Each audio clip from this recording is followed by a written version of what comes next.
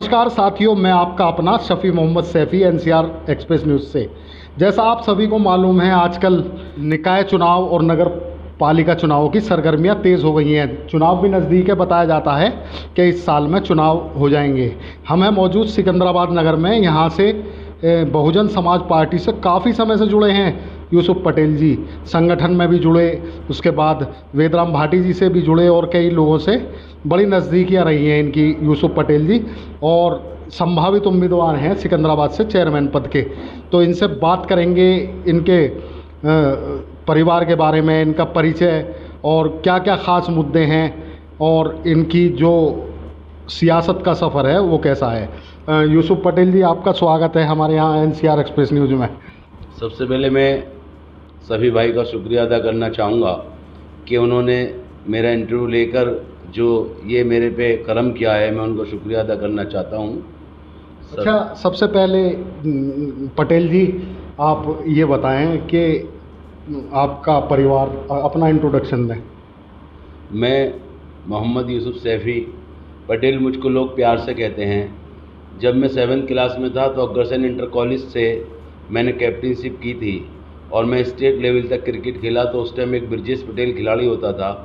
बच्चों ने मेरा नाम उसी वक्त पटेल रख दिया और मैंने उस नाम को अपना निक नेम बना लिया और लोग मुझको पटेल के नाम से सिकंदराबाद में जानने लगे।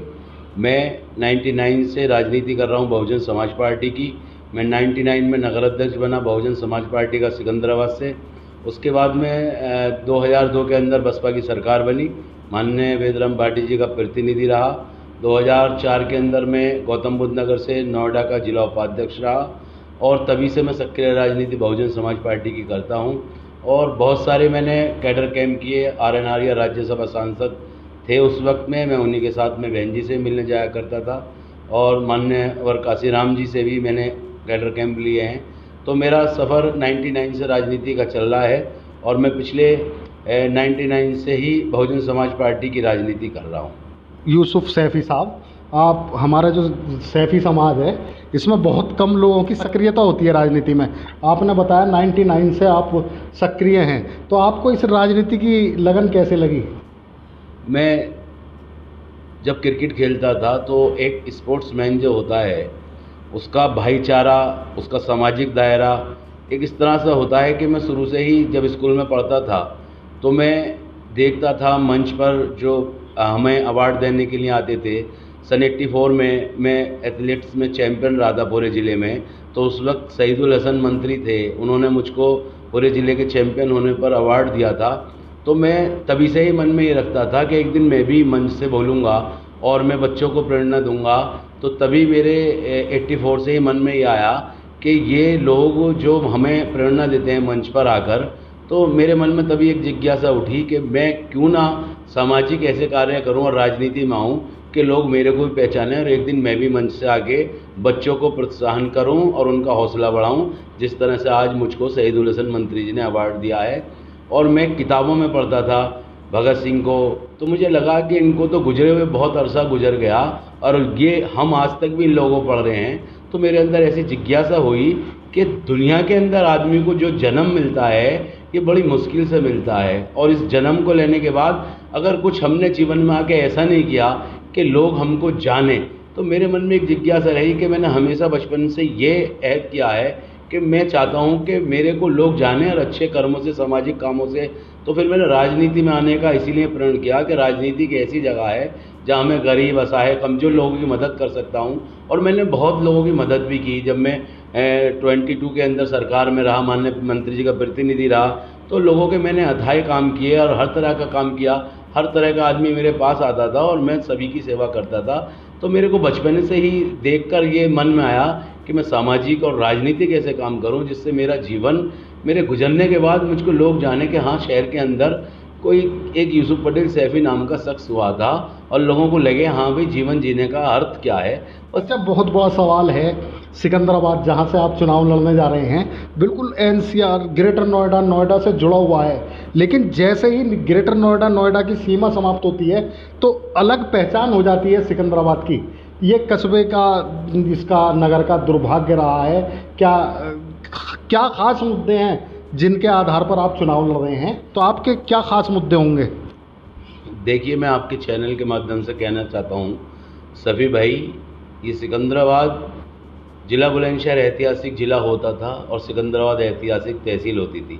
कालिंदी कुंज तक हमारी तहसील सिकंदराबाद लगती थी। आपका दनकौर, आपका जो आज दादरी है, और तमाम जितने भी ये ज़िले बने हैं, ये गौतम बुद्ध नगर भी हमारे ही बुलंदशहर ज़िले में से बना, और गौतम बुद्ध नगर तहसील भी जो तमाम काम होते थे हमारे सिकंदराबाद में होते थे। मुझे आज भी याद है, तकरीबन ये बात है 97 की, कि हमने एक आंदोलन किया था जब सूरजपुर मुख्यालय सूरजपुर के अंदर बना था, तो हम लोग चाहते थे कि ये मुख्यालय सिकंदराबाद में बने और हम ग्रेटर नोएडा से जोड़े जाएं, जिससे कि हमारे सिकंदराबाद का विकास हो। ये इतना बड़ा ज़िला था, इसी के अंदर से तमाम ज़िले बने, गौतम बुद्ध नगर बना, तहसील इतनी बड़ी थी। लेकिन मैं आपको एक बात कहना चाहूँगा कि सिकंदराबाद के अंदर आज तक बाहर से नेता आए और नेताओं ने सिकंदराबाद को पूरी तरीके से, मैं तो कहूँगा कि उसको लूटा, और उन्होंने सिकंदराबाद के लिए कोई ऐसा काम नहीं किया।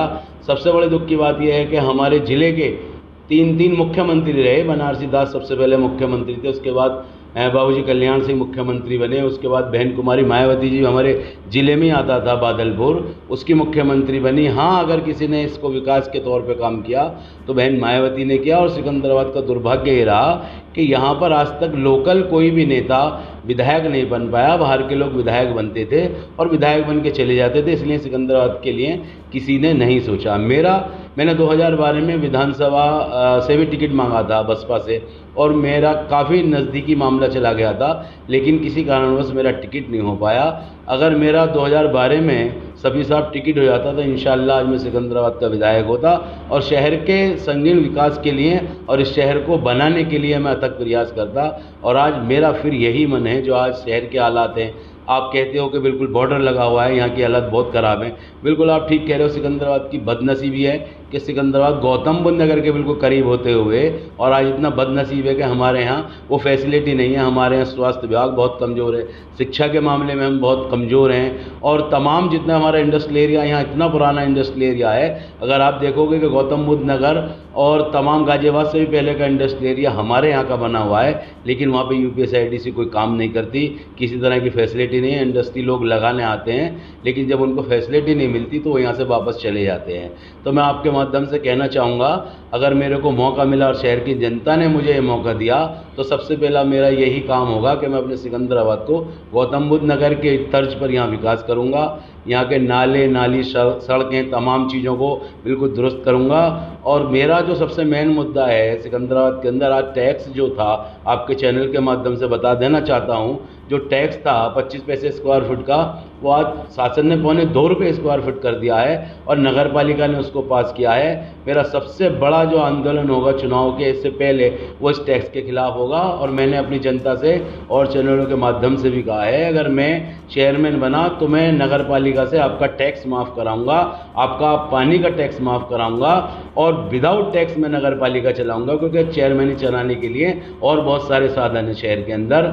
लेकिन मैं शहर की जनता को अपनी तरफ से आश्वासन देना चाहता हूं कि मैंने जो आप लोगों के बीच में रह के काम किए हैं, आपका जो मुझे प्यार और आशीर्वाद हर वक्त मिला है, और आपके साथ जो मैं कंधे से कंधा मिलाकर रहता हूं सभी जातियों के साथ, तो मैं चाहता हूं कि जब मेरा चुनाव का वक्त आए तो शहर की तमाम हर बिरादरी की जनता, आपको अपने बेटे, आपको अपने इस भाई को सपोर्ट करना होगा ज़्यादा से ज़्यादा, और एक पढ़े लिखे और सच्चे इंसान को चेयरमैन बनाकर नगर पालिका सिकंदराबाद में भेजने का काम करना होगा।